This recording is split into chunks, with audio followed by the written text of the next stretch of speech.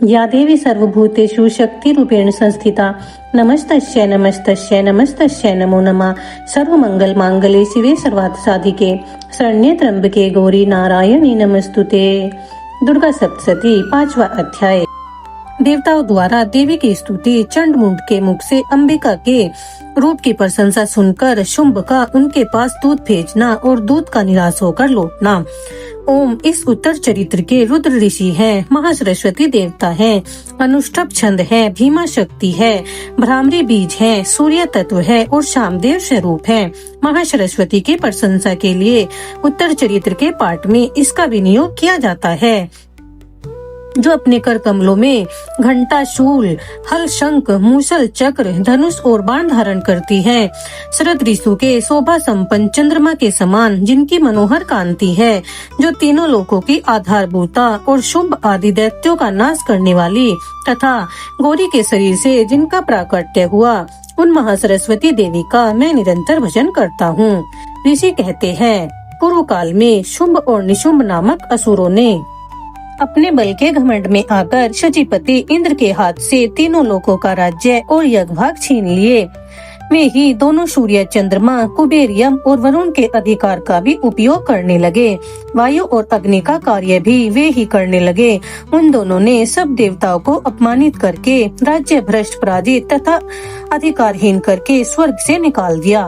उन दोनों महान असुरों से तिरस्कृत देवताओं ने अपराजिता देवी का स्मरण किया और सोचा, जगदम्बा ने हम लोगों को वर दिया था कि आपत्ति काल में स्मरण करने पर मैं तुम्हारी सब आपत्तियों का तत्काल नाश कर दूंगी। यह विचार कर देवता गिरिराज हिमालय पर गए और वहाँ भगवती विष्णु माया की स्तुति करने लगे।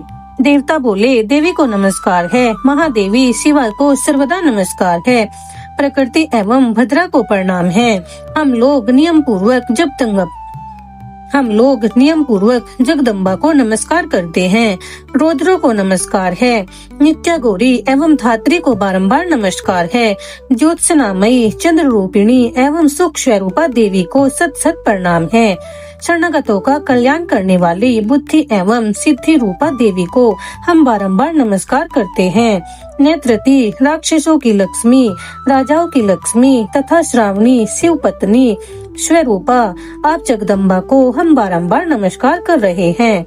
दुर्गा, दुर्गपारा, दुर्गम संकट से पार उतारने वाली, सारा, सबकी सारभूता, सर्वकारिणी ख्याति, कृष्णा और धूमा देवी को सर्वदा नमस्कार है।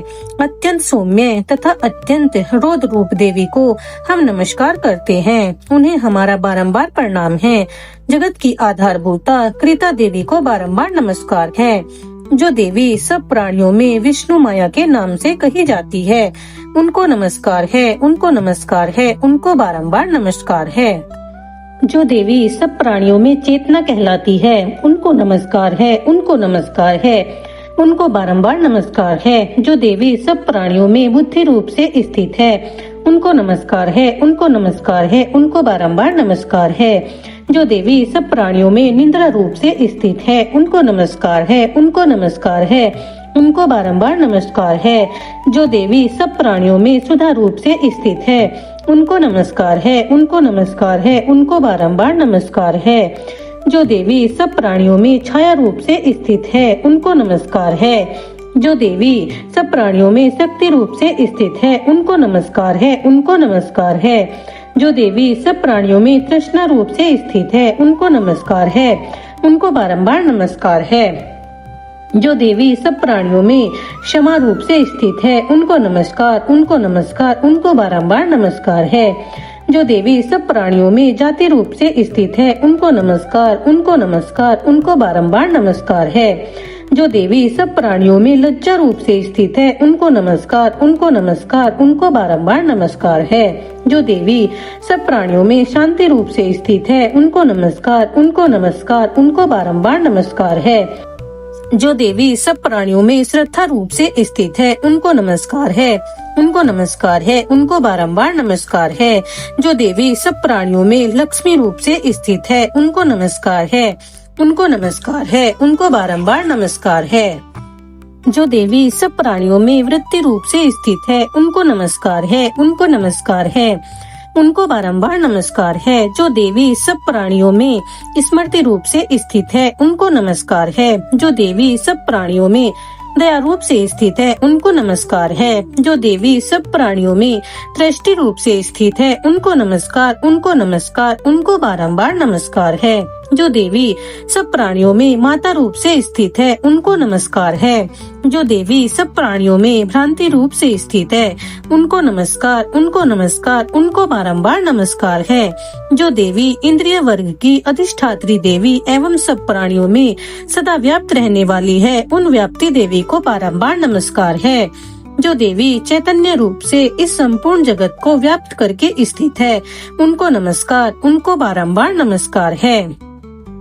पूर्व काल में अपने अभिष्ट की प्राप्ति होने से देवताओं ने जिनकी स्तुति की तथा देवराज इंद्र ने बहुत दिनों तक जिनका सेवन किया, वह कल्याण की साधन भूता ईश्वरी हमारा कल्याण और मंगल करे तथा सारी आपत्तियों का नाश कर डाले।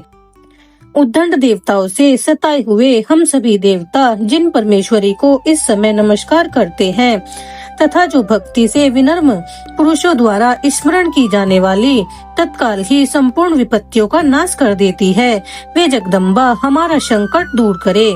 ऋषि कहते हैं, राजन, इस प्रकार जब देवता स्तुति कर रहे थे, उस समय पार्वती गंगा जी के जल में स्नान करने के लिए वहां आई। उन सुंदर बोहों वाली भगवती ने देवताओं से पूछा, आप लोग यहाँ किसकी स्तुति करते हैं? तब उन्हीं के शरीर से प्रकट हुई शिवा देवी बोली, शुंभ दैत्यों से तिरस्कृत और युद्ध में निशुंभ से पराजित हो ये सभी देवता यहाँ एकत्रित हो मेरी स्तुति कर रहे हैं। पार्वती जी के शरीर कोश से अंबिका का प्रादुर्भाव हुआ था, इसीलिए वे समस्त लोक में कोशिकी कही जाती हैं। कोशिकी के प्रकट होने के बाद पार्वती देवी के शरीर का रंग काला हो गया था, अतः वे हिमालय पर रहने वाली कालिका देवी के नाम से विख्यात हुई। तदंतर शुभ निशुंभ के भृत्य चंड मुंड वहाँ आए और उन्होंने परम मनोहर रूप धारण करने वाली अंबिका को देखा। फिर वे शुंभ के पास जाकर बोले, महाराज, एक अत्यंत मनोहर स्त्री है जो अपनी दिव्य कांति से हिमालय को प्रकाशित कर रही है। वैसा रूप कहीं किसी ने भी नहीं देखा। असुरेश्वर, पता लगाइए वह देवी कौन है और उसे ले लीजिए। स्त्रियों में तो वह रत्न है, उसका प्रत्येक अंग बहुत ही सुंदर है तथा वह अपने श्री अंगों की प्रभा से संपूर्ण दिशाओं में प्रकाश फैला रही है। दैत्यराज, अभी वह हिमालय पर मौजूद है, आप उसे देख सकते हैं। प्रभु, तीनों लोकों में मणि, हाथी और घोड़े आदि जितने भी रत्न हैं, वे सब इस समय आपके घर में शोभा पाते हैं। हाथियों में रत्नभूत ऐरावत, यह पारिजात का वृक्ष और यह उच्च श्रवा घोड़ा, यह सब आपने इंद्र से ले लिया है। हंसों में जुता हुआ यह विमान भी आपके आंगन में शोभा पाता है। यह रत्नभूत अद्भुत विमान जो पहले ब्रह्मा जी के पास था, अब आपके यहाँ लाया गया है। यह महापद्म नामक निधि आप कुबेर से छीन लाए हैं। समुद्र ने भी आपको किजंकली नाम की माला भेंट की है, जो केसरों से सुशोभित है और जिसके कमल कभी कुम्भलाते नहीं। स्वर्ण की वर्षा करने वाला वरुण का छत्र भी आपके घर में शोभा पाता है तथा यह श्रेष्ठ रथ जो पहले प्रजापति के अधिकार में था, अब आपके पास मौजूद है। दैत्येश्वर, मृत्यु की उत्तरकांतिदा नाम वाली शक्ति भी आपने छीन ली है तथा वरुण का पास और समुद्र में होने वाले सब प्रकार के रत्न आपके भाई निशुंभ के अधिकार में हैं। अग्नि भी स्वतः शुद्ध किए हुए 2 वस्त्र आपकी सेवा में अर्पित किए हैं। दैत्यराज, इस प्रकार सभी रत्न आपने एकत्र कर लिए हैं। फिर जो यह स्त्रियों में रत्न रूप कल्याणमयी देवी है, इसे आप क्यों नहीं अपने अधिकार में लेते हैं? ऋषि कहते हैं, चंड मुंड का यह वचन सुनकर शुंभ ने महादैत्य सुग्रीव को दूत बनाकर देवी के पास भेजा और कहा, तुम मेरी आज्ञा से उसके सामने यह बातें कहना और ऐसा उपाय करना जिससे वह प्रसन्न होकर शीघ्र ही यहाँ आ जाए। वह दूत पर्वत के अत्यंत रमणीय प्रदेश में जहाँ देवी मौजूद थी वहाँ गया और मधुर वाणी से कोमल वचन बोला। दूत बोला, देवी, दैत्यराज शुंभ निशुंभ इस समय तीनों लोकों के परमेश्वर हैं। मैं उन्हीं का भेजा हुआ दूत हूँ और यहाँ तुम्हारे ही पास आया हूँ। उनकी आज्ञा सदा सब देवता एक स्वर में मानते हैं, कोई उसका उल्लंघन नहीं कर सकता। वे संपूर्ण देवताओं को परास्त कर चुके हैं। उन्होंने तुम्हारे लिए यह संदेश दिया है, उसे सुनो। संपूर्ण त्रिलोकी मेरे अधिकार में है। देवता भी मेरी आज्ञा के अधीन चलते हैं। संपूर्ण यज्ञों के भागों को मैं पृथक पृथक भोगता हूँ।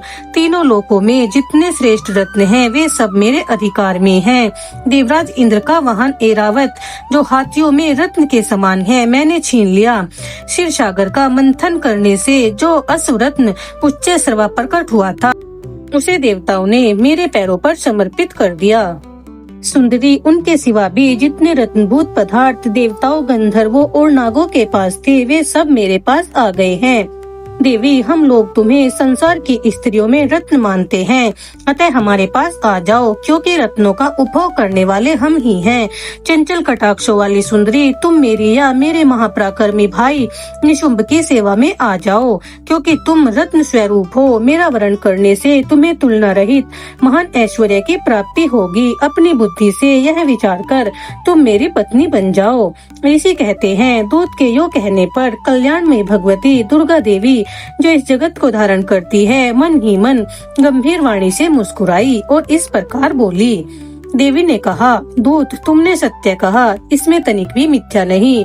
शुंभ तीनों लोकों का स्वामी है और निशुंभ भी उसी के समान महापराक्रमी है, किंतु इस विषय में मैंने जो प्रतिज्ञा ली है, उसे मिथ्या कैसे करूं? मैंने अपनी अल्प बुद्धि के कारण पहले से जो प्रतिज्ञा कर रखी है, उसे सुनो।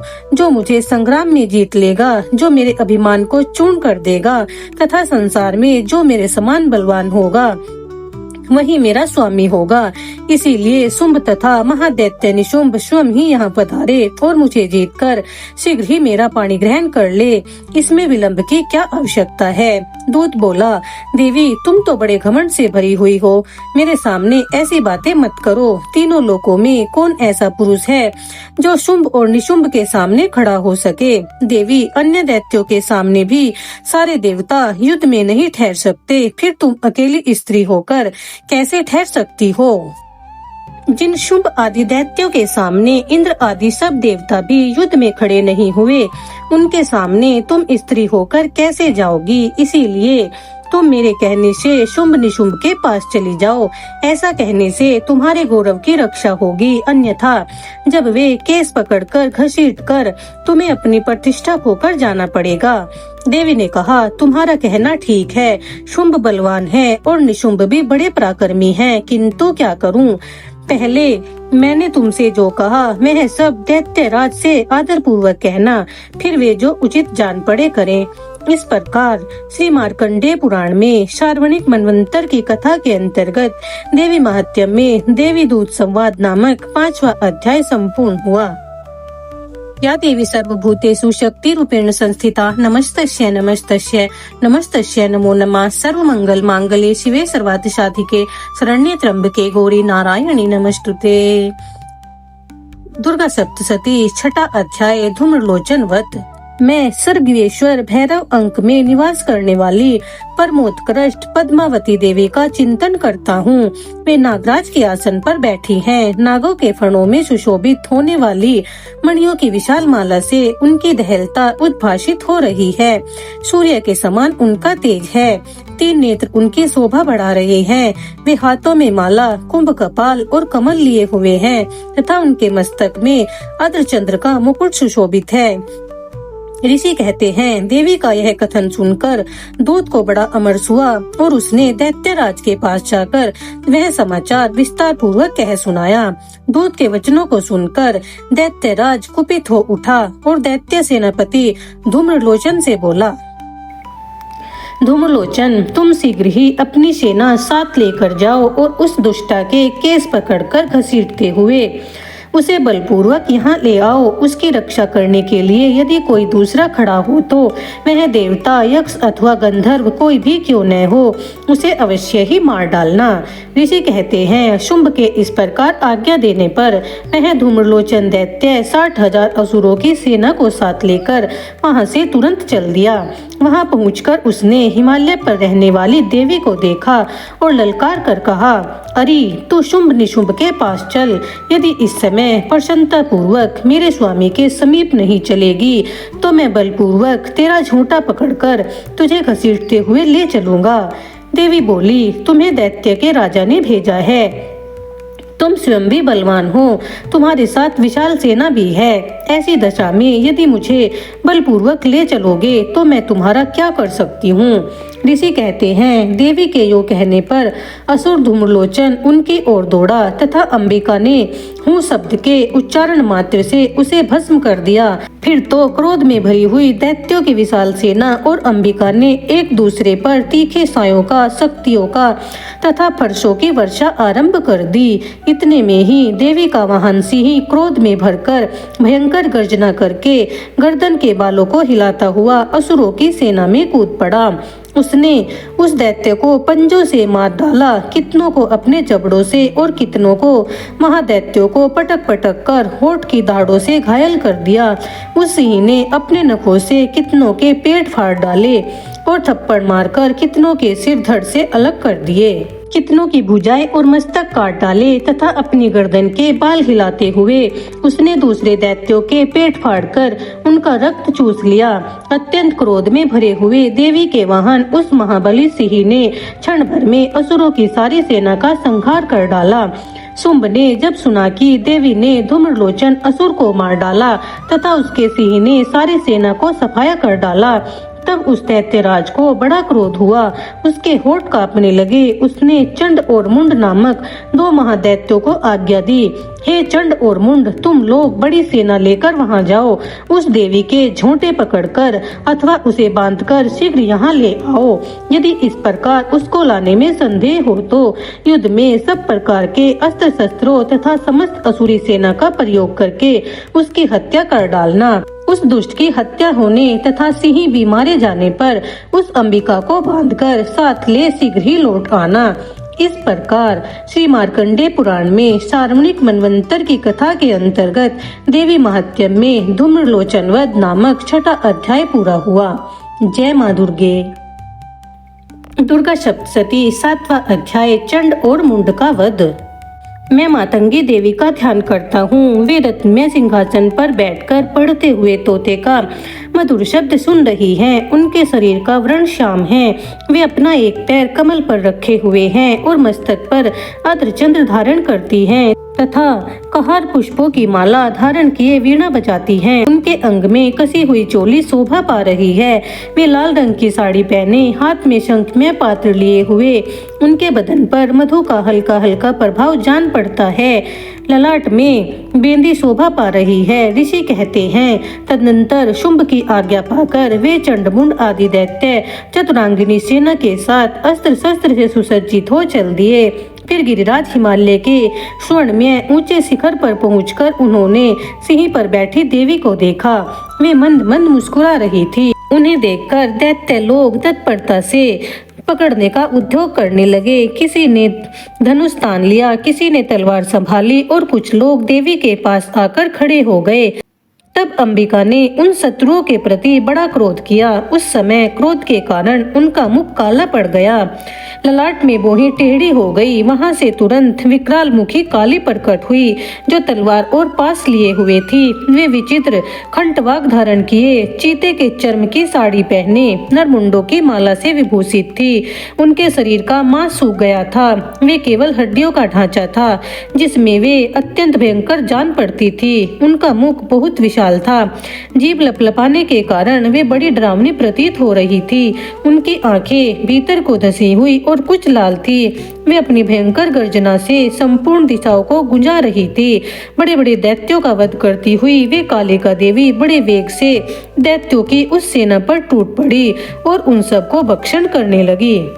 वे पार्श्व रक्षकों, अंकुशधारी महावतों, योद्धाओं, घंटा सहित कितने ही हाथियों को एक हाथ से पकड़कर मुंह में डाल लेती थी।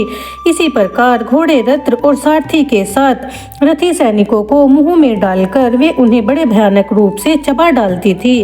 किसी के बाल पकड़ लेती, किसी का गला दबा लेती, किसी को पैरों से कुचल डालती और किसी को छाती के धक्के से गिराकर मार डालती। वे असुरों के छोड़े हुए बड़े बड़े अस्त्र शस्त्र मुंह से पकड़ लेती और रोष में भरकर उनके दांतों से पीस डालती। काली ने बलवान एवं दुरात्मा दैत्यों की सारी सेना रोंद डाली, खा डाली और कितनों को मार भगाया और कितनों को तलवार के घाट उतार दिए। कोई खंडवांग से पीटे गए, कितने ही असुर दांतों के अग्रभार से कुचले जाकर मृत्यु को प्राप्त हुए। इस प्रकार देवी ने असुरों की सारी सेना को क्षण भर में मार गिराया। यह देख चंड उन अत्यंत भयानक कालिका देवी की ओर दौड़ा तथा महादैत्य मुंड ने भी अत्यंत भयंकर बाणों की वर्षा से तथा हजारों बाण चलाए हुए चक्रों से उन भयानक नेत्रों वाली देवी को आच्छादित कर दिया।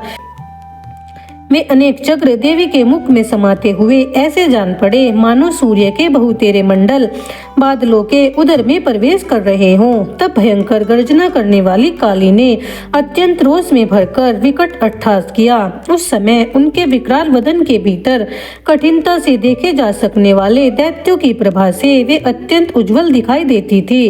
देवी ने बहुत बड़ी तलवार से हाथ में ले हैं का उच्चारण करके चंड पर धावा कर दिया और उसके केस पकड़कर तलवार से उसका मस्तक काट डाला।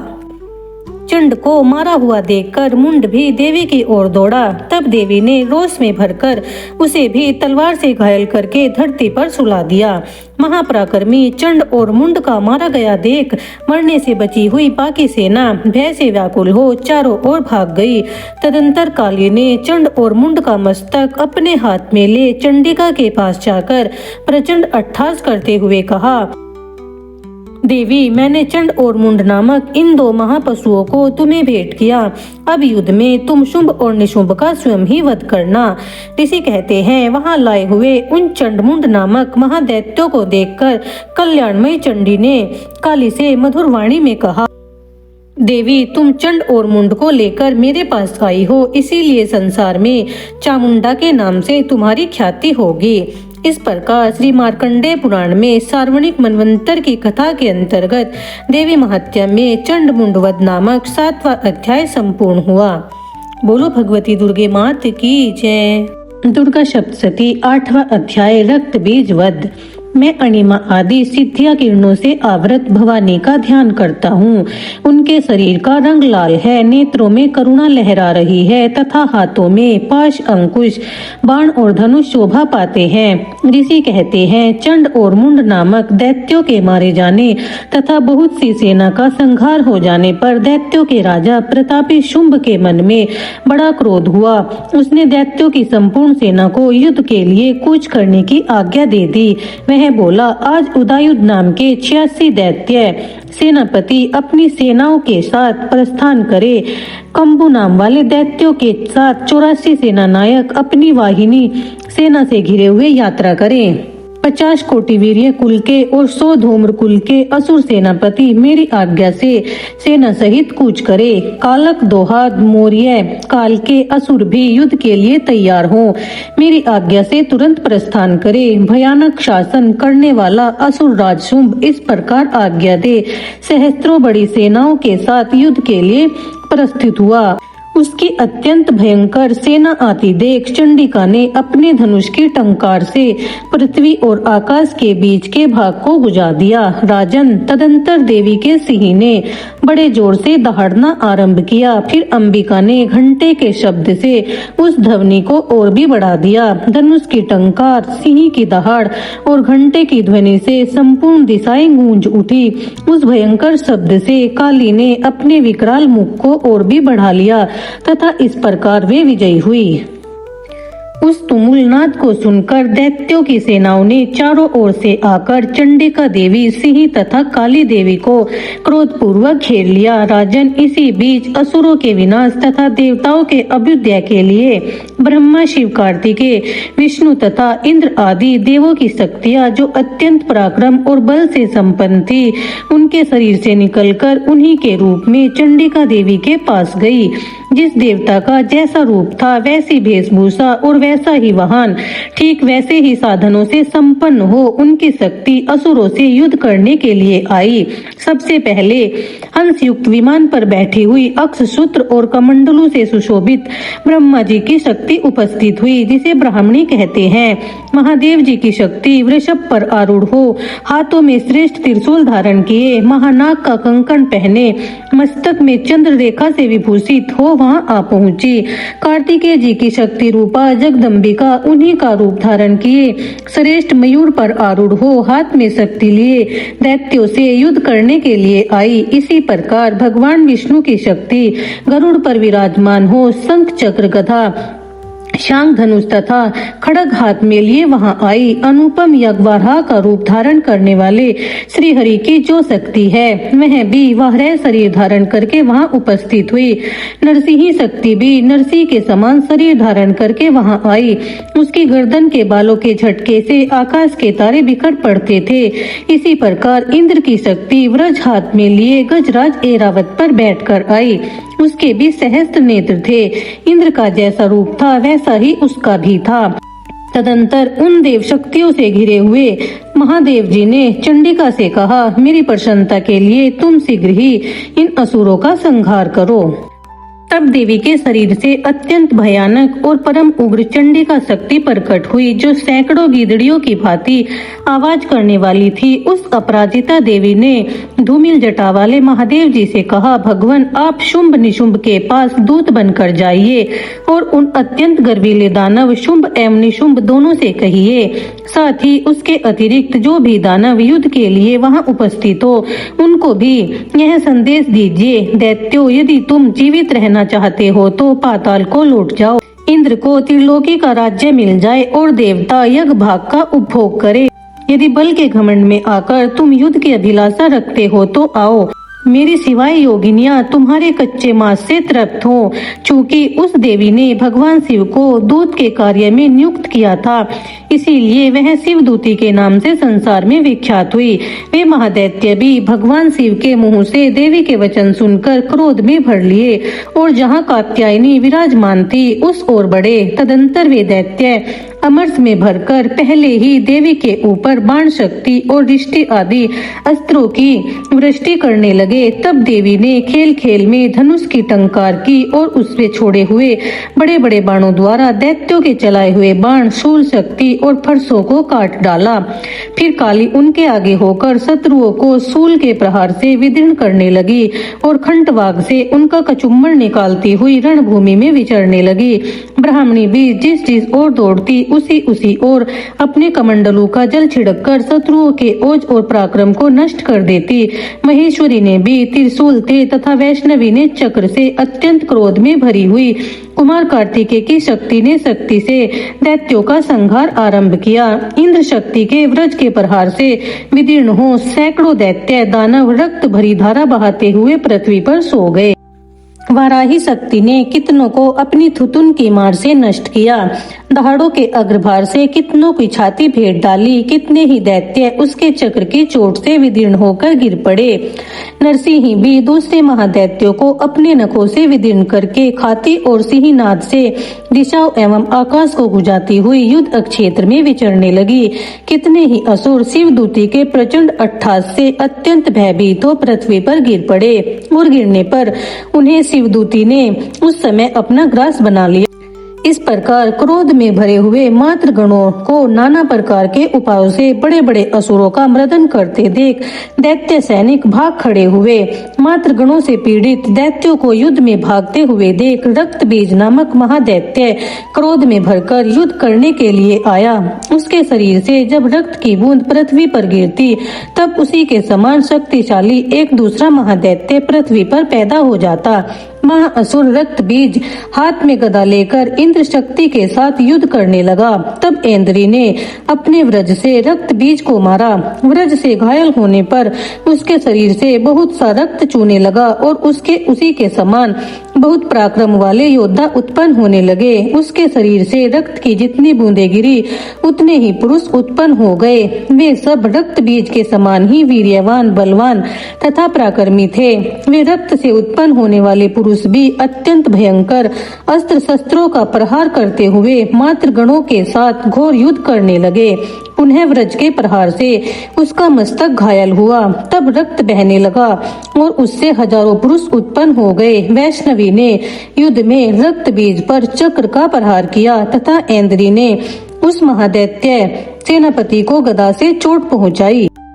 वैष्णवी के चक्र से घायल होने पर उसके शरीर से जो रक्त बहा और उससे जो उसी के बराबर आकार वाले सहस्त्रों महादैत्य प्रकट हुए, उनके द्वारा संपूर्ण जगत व्याप्त हो गया। कौमारी ने शक्ति से, वाराही ने खड़ाग से और महेश्वरी ने त्रिशूल से महादैत्य रक्त बीज को घायल किया। क्रोध में भरे हुए महादैत्य रक्त बीज ने भी गदा से सभी मात्र शक्तियों पर पृथक पृथक प्रहार किया।